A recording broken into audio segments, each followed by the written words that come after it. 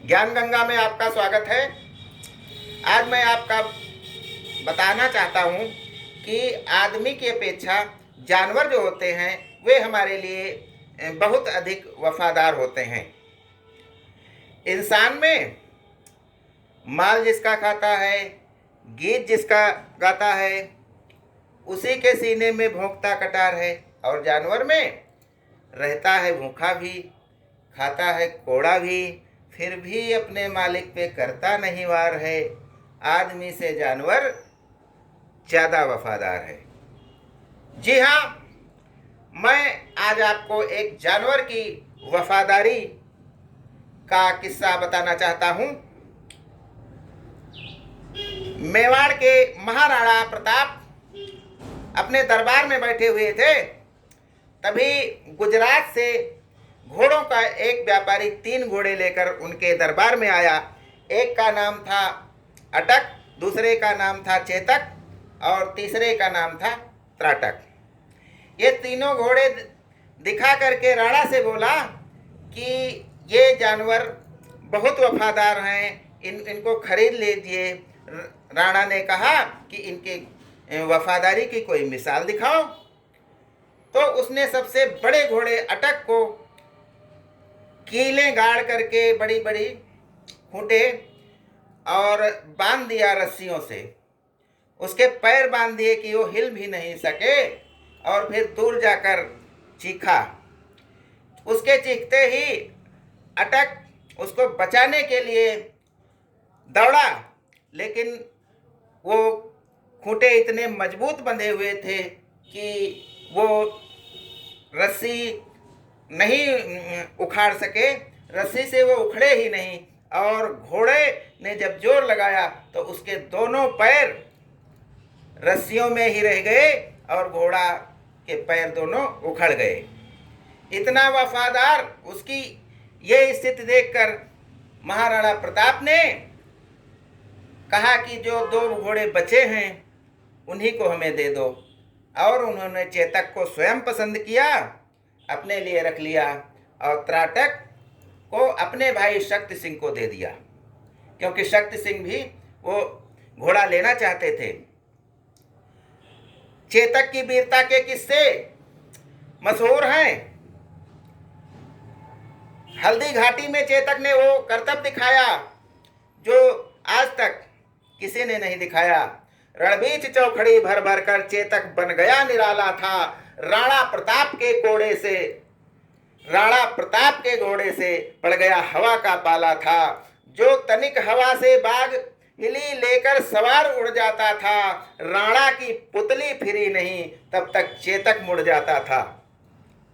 हल्दी घाटी के युद्ध के अंतिम चरण में जब प्रताप की सेना जो 20,000 थी और अकबर की सेना 1 लाख थी, जब 20,000 सेना का नेतृत्व राणा प्रताप ने किया तो दुनिया देखती रह गई, रणबांकुरे देखते रह गए और अकबर की सेना भी तहस नहस हो गई। अंत में जब सेना ने घेरना शुरू कर दिया महाराणा प्रताप को, तो उन्होंने सोचा कि यदि इस समय मान सिंह को मार दिया जाए, जो सेनापति थे अकबर की सेना के, तो ये युद्ध समाप्त हो सकता है। तो उन्होंने अपने चेतक को इशारा किया। चेतक फौरन मान सिंह के हाथी के सामने जा पहुंचा और इशारा पाते ही अपने दोनों आगे के पैर मान सिंह के हाथी पर रख दिए और राणा प्रताप ने जो ही भाला मारा, लेकिन मान सिंह हाथी के हौदे में छुप गए और भाला उनके नहीं लगा। लेकिन हुआ क्या कि मान सिंह के हाथी के जो उसमें दांत में तलवार बंधी हुई थी आगे के, वो घोड़े के पीछे की टांगों के बीच में पेट में घुस गई, जिससे चेतक घायल हो गया और राणा भी घिर गए अकबर की सेना से। इतने में एक वीर पुरुष झाला आया जो राणा के समान दिखता था। उसने राणा का मुकुट उठाकर अपने मस्तक पे रख लिया कि यदि युद्ध को जिंदा रखना है, अपनी मातृभूमि के लिए जीना है, तो राणा प्रताप को जीवित यहाँ से निकालना होगा। चेतक भी समझ गया था कि मेरा सवार घायल हो चुका है, और वो उसको लेकर के इतनी तेज दौड़ा कि रास्ते में एक 26 फीट का नाला आता था। उस नाले को भी राणा प्रताप नहीं जान पाए कि कब चेतक ने उस नाले को पार किया, लेकिन घायल चेतक नाले को पार तो कर गया, लेकिन फिर नहीं उठ पाया, और उसने महाराणा प्रताप की गोदी में अपना सिर रखकर अपने प्राणों का त्याग कर दिया। ऐसा महान था चेतक, जिसको हम आज याद करते हैं, और उससे बड़ा कोई भी जानवर, उससे महान कोई भी जानवर अभी तक पैदा नहीं हुआ है। दूसरा मैं आज आपको बताना चाहता हूं कि सूर्य ग्रहण और चंद्र ग्रहण हमेशा पूर्णिमा को होता है, और सूर्य ग्रहण हमेशा अमावस्या को होता है।